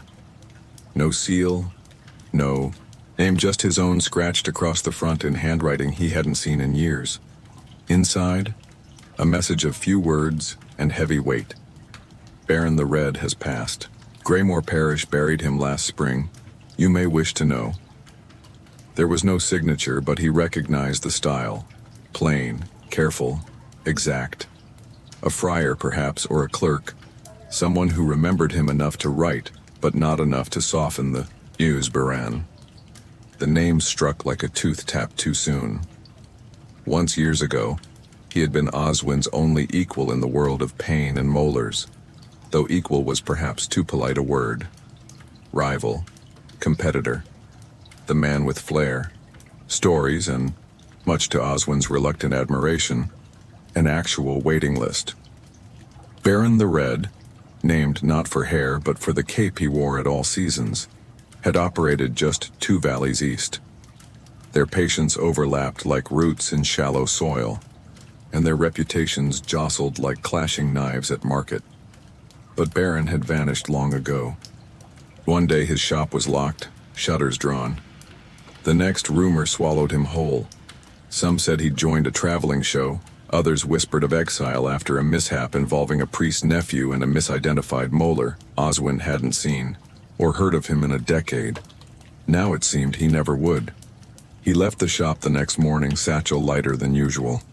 The road to Greymore wound through damp meadows and past leaning crosses where parishes faded into fog. The journey gave his thoughts too much room. He remembered the first time they'd met, at a wedding of all places. Oswin had been asked to inspect a cracked canine on the groom, and Baron had arrived uninvited, flamboyant, and 3 cups deep. They'd argued under a fig tree, neither of them noticing the bride's uncle had fainted from toothache behind them. Still, Baron had a way with people. He joked with the frightened, sang to the fidgeting, gave children tokens shaped like tiny teeth carved from wood. Oswin, for all his skill, had never learned to charm pain the way Baron had danced around it. But where Baron was theatrical, he was also inconsistent, quick to act, slow to reflect. He left behind tales, some true, some less so, but always an impression, and now only a memory. Greymore was a quiet place, wrapped in stone and sea mist. The chapel was humble, with worn benches and windows that wept in the breeze. A lone friar led Oswin behind the altar, to a grave beneath a willow tree marked only with initials BR. There was no fanfare, no flowers, just grass and silence. The friar handed him a box. He left it with us, said if anyone came asking, give them this, only one name inside, yours. The box was small, alderwood, corners smoothed by handling. Inside were just 3 items: a molar charm, tarnished silver, shaped with care, a thin roll of parchment sealed in wax, and a tooth. Wrapped in oilcloth, the tooth was white, whole and entirely untouched by decay. It had clearly never been pulled. Oswin broke the seal on the parchment. It was Baron's hand, unmistakable. There was one tooth I never dared take, a child, maybe 7. She laughed even as she bled, said the pain made her feel alive. I told her I'd fix it tomorrow. She never came back. I've kept it all these years, as a reminder that we don't always heal what hurts, that sometimes we just carry it. Oswin closed the note and sat beneath the willow tree, the box in his lap. He stared out toward the sea, the horizon lost in mist. He did not cry, but something in his chest loosened. He buried the tooth beside the grave, not because it was his, but because Baron had carried it long enough. Later that evening, back in Barley Hollow, he placed the silver molar charm on his shelf, beside the tooth from the trial, the jaw-shaped figurine, and the white miner's stone. He labeled it Baron, the one he couldn't pull. In his ledger he wrote, "Some teeth we remove cleanly, others we leave behind, and some we carry, heavy and silent until someone else can set them down." Then he lit a candle, not for ceremony but for the sake of remembering. Its light was soft, golden, like Baron's old cape, frayed at the edges but always catching the sun. And as Oswin watched the flame flicker, he found himself murmuring the old phrase Baron used to say before every difficult extraction. "Be brave, little root. It's time to let go." It began with a knock unlike any other, slow, deliberate, and oddly musical, as if the one knocking was unsure whether he was asking entry or composing a song. Oswin opened the door to find a man entirely unfamiliar. He stood tall, lean as a fence post, his coat draped in reddish dust that did not belong to any road near Barley Hollow, a scarf of silver-blue silk wrapped loosely around his throat, and a walking staff carved with symbols Oswin did not recognize, rested lightly against his shoulder. His eyes were the color of soot and storm water. "You're the man who listens to teeth," the stranger said. Oswin blinked. "Some say I pull them, fewer say I listen. Who are you?" "Call me Merritt," the man said. "I've walked far with something that belongs nowhere." He opened a worn satchel and drew forth a small pouch, hide of something not quite goat, not quite deer, stitched with copper thread. He placed it gently on Oswin's work table, as one might present an egg of uncertain contents. "Go on," he said. "It won't bite. Anymore." Oswin untied the pouch. What fell onto the linen was unmistakably a tooth, but not like any tooth Oswin had ever seen. It was larger than a man's molar, yet too refined for beast. The crown rose in 3 distinct peaks, each etched with minute, almost geometric grooves. The root twisted like braided rope and shimmered faintly in the candlelight, not with polish but with something that suggested memory. Oswin reached out, paused, then picked it up. It was warm, not the warmth of body but the warmth of sun-baked stone long after sunset. "Where did you find this?" "South of Issoria," Merritt said. "A place where the sand hums underfoot. I found it lodged in a fossil spine high on a dune that no wind dared erase. The bones around it were peculiar, like a man, and not a man, like something that had laughed long before men knew how." Oswin turned the tooth over in his palm. It was unnerving, yes, but not sinister. If anything, it felt oddly dignified, ancient but not cruel, curious. "Why bring it to me?" he asked. Merritt smiled, his eyes unreadable. "Because you speak the language of enamel and ache. I've shown this to scholars, priests, even a traveling witch once. None of them listened. They only looked. I want someone to listen." They sat by the hearth, the tooth between them like a guest of honor. Merritt sipped barley tea, and Oswin studied, the tooth beneath lamplight, the fire casting soft orange glows across its ridges. "It bears no wear," Oswin murmured. "No fracture, no sign of grinding. It was never used." "Or," Merritt offered, "its use was something other than chewing." He told Oswin stories of desert winds that sang in 3 notes, of ruins shaped like open mouths, of sandstorms that left behind footprints shaped like jaws. He spoke of a statue, half buried, its teeth carved from stone just like this one, and of dreams that clung to his journey ever since he unearthed the tooth. "I've carried it for months," he said, "and each night it hums, not loudly, but enough that I stopped sleeping deeply." Oswin turned the tooth again in his hand. "It's not magic," he said slowly, "but it is strange, and that strangeness deserves rest." He fetched a cloth, lined a small wooden box with waxed paper, and gently laid the tooth inside. He tied it shut with linen cord and placed it on the far shelf, beside other odd relics. The jaw-shaped figurine, the trial incisor Baron's molar charm. "You're leaving it?" Oswin asked. Merritt nodded. "It's not mine, it never was. But I think it needed to be somewhere quiet." He stood, slinging his empty satchel over his shoulder. "Will you stay the night?" Oswin offered. Merritt shook his head. "I sleep best on the move. Besides, I suspect the tooth has stopped humming now." He left just before dawn, the fog thick enough to swallow a man in 20 steps. Oswin watched him go until even the staff tap of his walking faded. Later that morning, Oswin opened his ledger. A tooth from nowhere, rooted not in bone, but in story. It brought no pain, only wonder. And perhaps, in the silence after it left, a kind of peace. He paused, then added, "Some teeth chew, others carry songs." That night, before extinguishing his candle, he glanced toward the wooden box. It remained still, quiet, but sometimes when the wind creaked the shutters just right. Oswin could almost hear something soft in the room. Not a hum, not a voice, but a memory too deep to name. The first time she entered Oswin's shop, he didn't recognize her. She was elderly, well past 70 if he had to guess, with silver hair bound in a simple braid and a look of distracted gentleness in her eyes, as if she were constantly searching for something just beyond the edge of thought. She smiled politely. "I think I've been here before."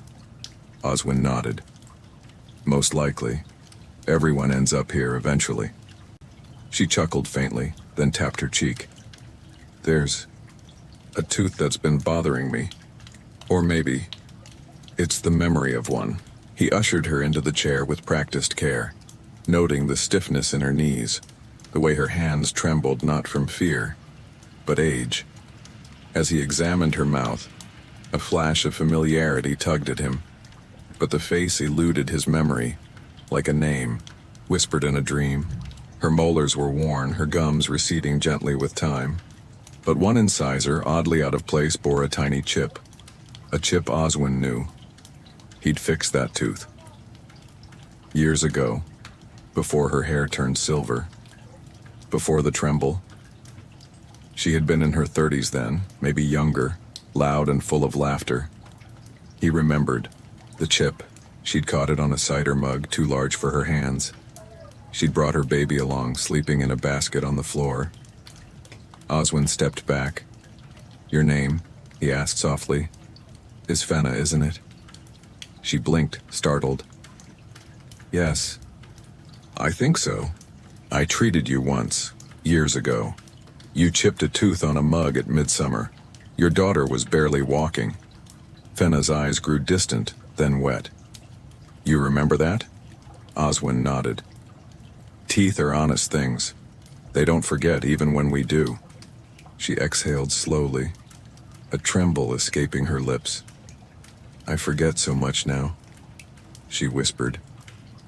"Names. Days. I woke up yesterday and thought I was 16. Then I saw my hands and cried for an hour." Oswin sat beside her.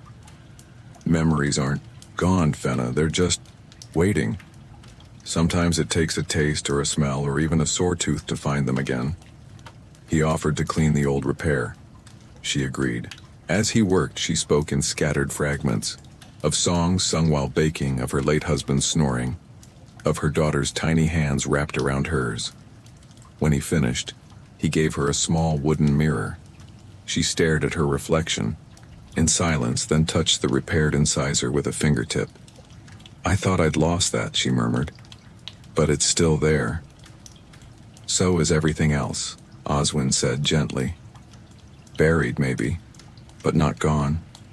She reached into her coat and pulled out a cloth-wrapped bundle.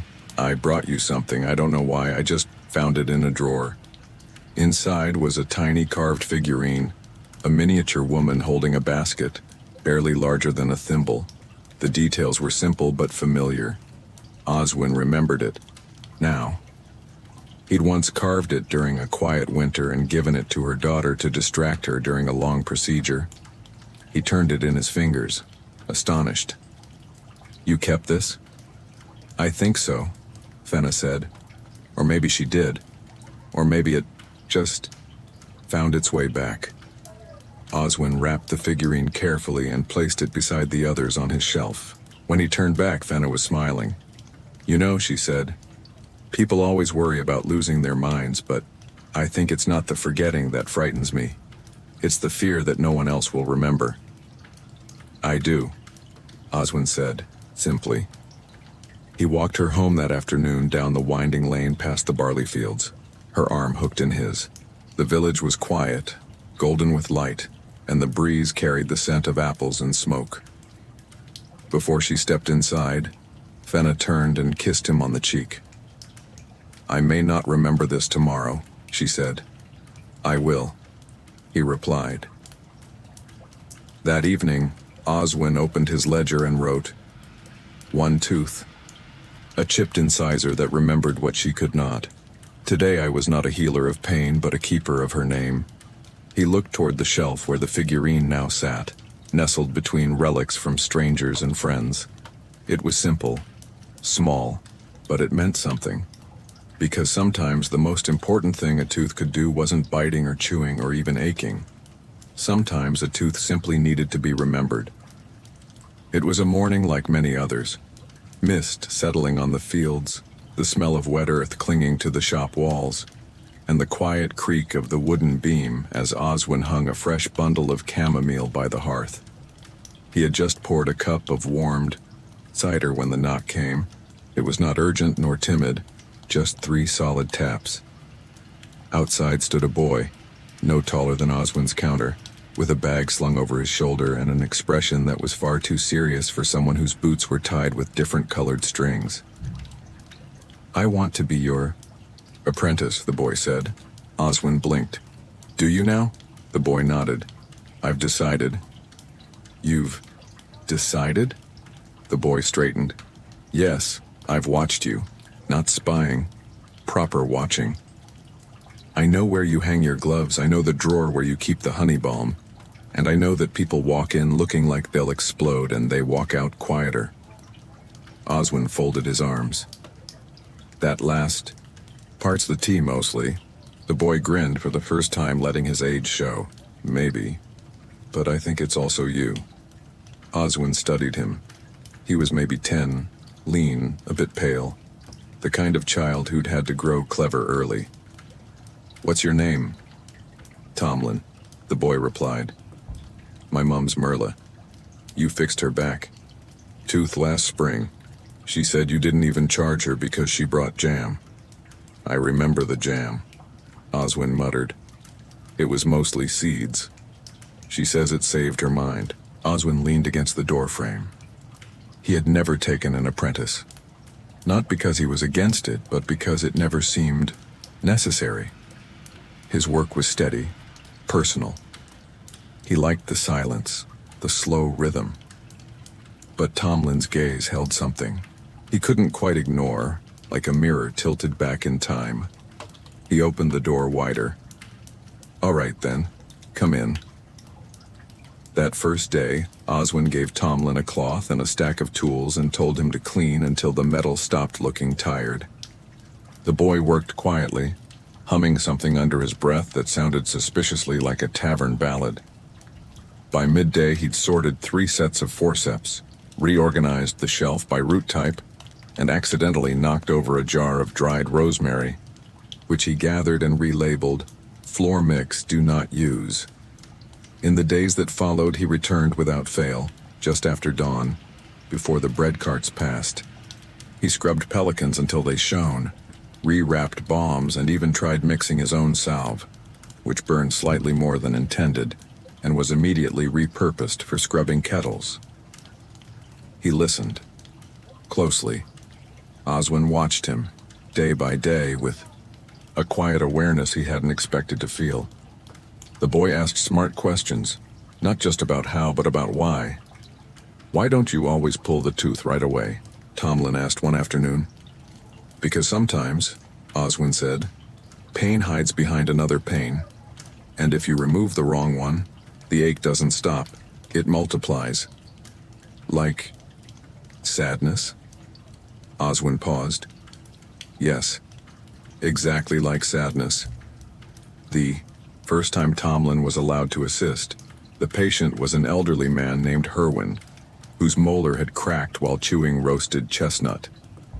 Oswin let Tomlin hand him the cloth, then the balm, then the pelican. The boy's fingers trembled, but only slightly. When the tooth came out cleanly, Tomlin let out a breath and whispered, "That was beautiful." Herwin, spitting into a bowl, muttered, "Speak for yourself." That evening, Oswin and Tomlin sat by the hearth, sipping warm barley water. The shop smelled faintly of mint and iron. Tomlin stared at the flame. "Do you think I'll ever be as good as you?" Oswin turned to him slowly. "I don't know." The boy frowned. "But," Oswin continued, "I hope you'll be better." Tomlin blinked. "You do?" "Of course. What would be the point otherwise?" Later that night, when the shop was quiet again, Oswin opened his ledger. He stared at the page, the quill resting in his hand longer than usual.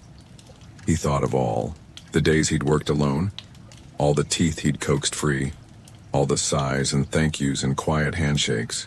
And now, someone was watching, learning, preparing to take up his chair, not just in skill but in kindness. He dipped the quill and wrote, "Today, the shop felt younger, not because my hands were steadier, but because someone else reached out without fear. He wants to pull pain from the world. I've decided to let him try." He set the quill down and glanced toward the corner where Tomlin's little stool sat. Empty now, but waiting. And for the first time in many winters, Oswin did not worry who would remember him when he stopped pulling teeth, because someone already was. The envelope was thicker than most, the kind of paper made not for messages but for memories.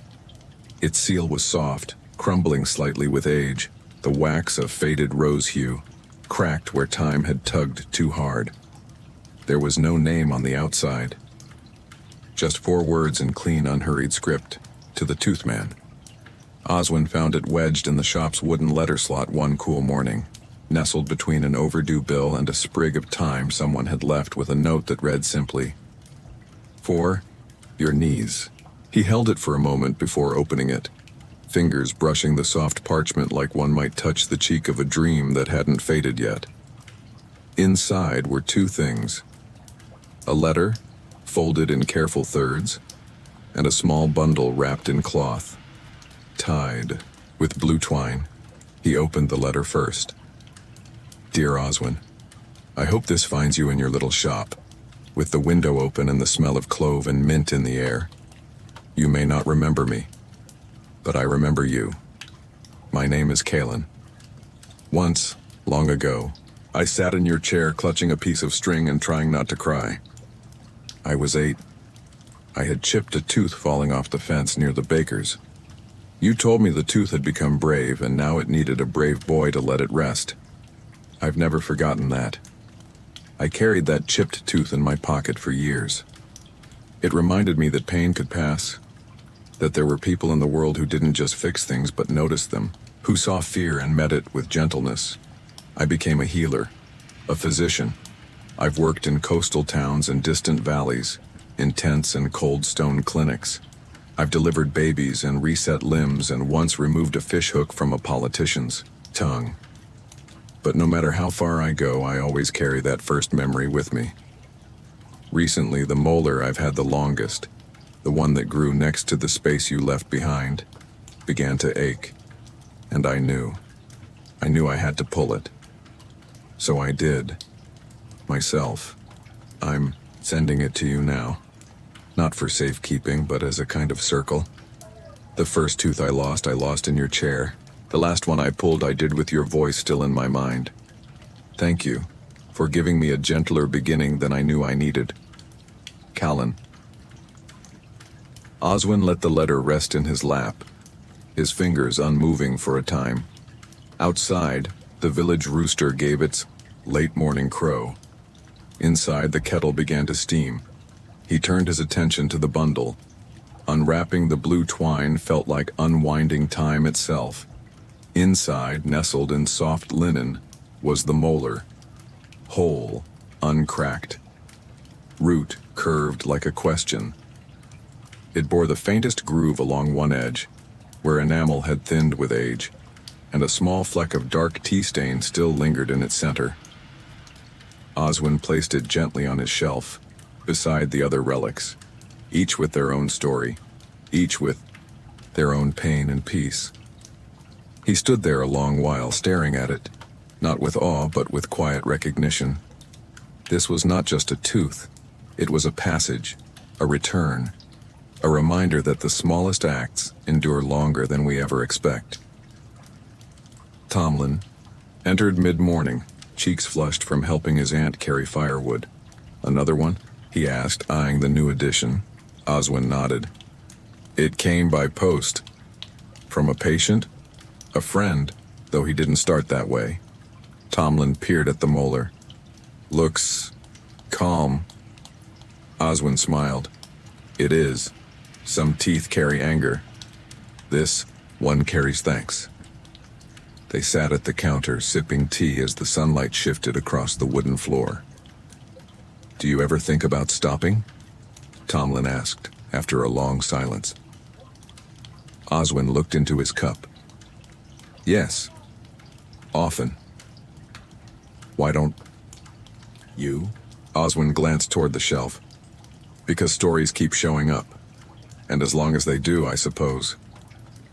I'll keep listening." That evening, he opened his ledger and wrote, "A tooth came home today. Not to be treated, but to be remembered. It carried years, miles, laughter, and the silence between them. I did not pull it, but I helped begin the reason it was pulled. That, I think, is enough." And beside the molar, in small inked script, he placed a card that read, "Callan, the one who remembered." He extinguished the candle, letting the quiet settle once more into the corners of the room. But inside, Oswin felt lit by something, soft and slow and glowing. Legacy. Not in fame nor in gold, but in one tooth passed gently from one hand to another. The bell rang once, not the high, clanging chime that marked midday, nor the triple clang that called for harvest. Just one deep, solemn note, soft but heavy enough to quiet every lane of Barley Hollow. Oswin paused mid-pour, a trickle of clove, tincture hanging in the spoon. He closed the jar and listened. One chime, one passing. He didn't need to ask who. It was Marna. The village had known it was coming. Her breath had grown thin these past weeks, her laughter shorter, her hands more bird-like with each passing visit. Still, the finality was sudden, as it always is, no matter how long the road. Later that morning, Tomlin arrived quietly, his boots scuffed with frost. "They say she passed just before dawn," he murmured. Edric was there. Said she smiled, in her sleep. Oswin nodded, eyes steady. "Good." She didn't cry out, just went quiet. That evening, the village gathered outside the chapel. There were no loud eulogies, no sweeping processions, just neighbors carrying branches of rosemary and bits of sweetbread, humming the hymn she liked best, the one about barley growing again after frost. Edric approached Oswin as the last light slipped behind the hills. "She left something for you," he said, pulling a small cloth pouch from his coat. Oswin held it gently. It was stitched with green thread, worn soft at the seams. She called it her anchor, Edric added, his voice breaking only once. Said it reminded her of things that hurt, but passed. She wanted it to stay with you. Inside the pouch was a molar, worn, slightly rounded, a soft groove along one side from years of biting down too hard during winter aches. Tied around the root was a silver thread, delicate, tarnished at the knot. Oswin held it in his palm. He remembered this tooth. He had pulled it 12 winters ago. A day so cold the instrument stung to the touch. Marna had sat without complaint, gripping Edric's hand and humming to distract herself. When the tooth finally let go, she'd laughed and said, "There, now I rattle a little less." She had insisted on keeping it, said it was hers. After all, now it had returned, she said, Edric continued, that you should keep it somewhere she could still see. Oswin's throat tightened. "I will." When he returned to the shop, the hearth was already lit. The shelves stood quiet, their jars and bottles and odd relics catching the flicker of flame like old friends dozing in conversation. He walked to the tooth shelf, the place he'd built not just for record, but for remembering. He cleared a space between the golden molar from the mines and the figurine of the laughing jaw, and gently set Marna's tooth down. Then on a slip of card he wrote, "Marna, the one who watched." He looked up at the window, where the stars were beginning to show through frost-laced glass. Outside, the trees bowed under winter's breath, and in the hush of the lane no one stirred. Tomlin entered quietly and stood beside him. "That's hers?" he asked. Oswin nodded. Tomlin stared at the shelf for a while. "Did it hurt, losing her?" Oswin took a breath. "Yes, but not in the way a cut hurts. More like the space where a tooth used to be. Empty, odd, but full of memory." Tomlin blinked. "Will it go away?" "The ache softens," Oswin said, "but the space remains." They sat by the fire. Tomlin sipped mint tea, Oswin barley brew.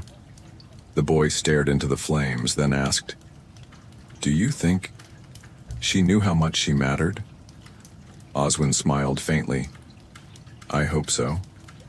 We told her with balm and quiet, and the way we remembered which side she favored when chewing." He opened the ledger slowly, as though the page itself required reverence. He dipped the quill and wrote, "Today, a tooth returned, not because it ached, but because it had witnessed a life. She carried it for years, not as a trophy but a tether, a reminder of the pain she had survived. I did not ask for it back, but she gave it, because memory, like healing, cannot always be held alone." He closed the book, then he lit a small votive and placed it beside the shelf. And that night, as wind curled through the shutters and sleep reached gently for the corners of the room, the flame beside Marna's tooth flickered softly and did not go out. It began with a small ache in Oswin's thumb, barely noticeable at first. A stiffness when stirring balm, a twinge when twisting the pelican into its notch. Nothing dramatic, just time, making itself known. He didn't tell Tomlin, not at first. The boy had become steady as the morning sun, growing into the shop like ivy into stone. He could now identify a rotten root by smell alone, wrap gauze without fraying it, and had recently extracted his first loose milk tooth from a village boy, with nothing more than a grin and a steady hand. Oswin watched with quiet pride, but the act did not leave. One morning, as the frost curled up from the soil and the trees stood skeletal against the silver sky, Oswin stood before the shutters and did not open them. He simply stared. The light outside was pale, and his breath curled faintly in the room. He turned to Tomlin. "I think I'm done." The boy looked up from organizing tinctures. "Done?" "With pulling," Oswin said. "With the pelican. With holding people's pain in my hands." Tomlin was quiet. "You've taught me everything," he said finally. "But I thought you'd always—" "I never meant to do this forever," Oswin replied. "Only until I knew someone else could." Tomlin stared at the bench where so many had sat. "Are you sure?" "Yes. Because the ache in my hand, it's not the kind that can be soothed. And I've pulled enough pain from the world." That evening, Oswin sat at his bench not as a healer, but as a listener. He opened the small wooden box he'd kept tucked away behind the ledger. Inside was a single tooth, his own, pulled long ago when he was just starting out. A molar cracked on a winter apple, yanked with shaking fingers and a prayer to no one in particular. He had saved it without knowing why. Now he understood. He called Tomlin over. "This," he said, "is mine. Not just because it came from my mouth, but because it came from the beginning." Tomlin held it as though it were glass. "It's perfect." "No tooth is perfect," Oswin replied. "But some are faithful. This one stayed with me through every smile I coaxed, every ache I soothed. And now it's time to let it rest." Together, they walked to the shelf. Oswin cleared a space at the very center, between Callan's tribute tooth and the fragment from the desert's fossil creature. He placed his molar down gently, almost ceremonially. Then he wrote on the smallest card he owned, "Oswin, the one who let go." He didn't open the ledger that night. Not immediately. Instead, he made 2 cups of lemon balm tea, lit the fire, and watched the flames reflect off glass jars filled with decades of stories. Then, slowly, he turned to the book. It was heavier than before. Not in weight, but in what it carried. He turned to a fresh page, blank, expectant, and wrote, "This is the last tooth I will place. Not because there are no more to pull, but because there comes a time when even the gentle hands must rest. I have lived my life listening to what aches. I have pulled what others feared. I have wrapped sorrow in gauze, and I have told jokes with my fingers in someone's mouth. But the greatest thing I have done is leave space, for another hand to hold the pelican, for another ear to hear the tremble beneath the laugh, for another name to be whispered with thanks. The shop will stay, the shelf will grow, and perhaps one day someone will place my tooth beside 100 more and say," he pulled pain gently, "that is enough." He closed the book, and in the quiet of the evening, Oswin took off his apron for the final time. He hung it on its peg, not as surrender, but as offering, a flag of peace to the years he had served. Tomlin stood near the door, hands clasped, unsure of what to say. Oswin walked over and placed a hand on the boy's shoulder. "It's yours now," he said. "The chair, the shelf, the stories." Tomlin's voice cracked. "What if I'm not ready?" Oswin smiled. "You'll never be, and yet you already are." They left the shop together. The air outside was cold, but clear. Stars blinked down between clouds like old friends, and the road beneath their feet felt firm, certain. Oswin looked back only once. The window of the shop glowed soft gold, and behind the glass, the shelf of teeth stood like a little choir, silent, strange and profoundly human, each one a whisper, each one a letting go.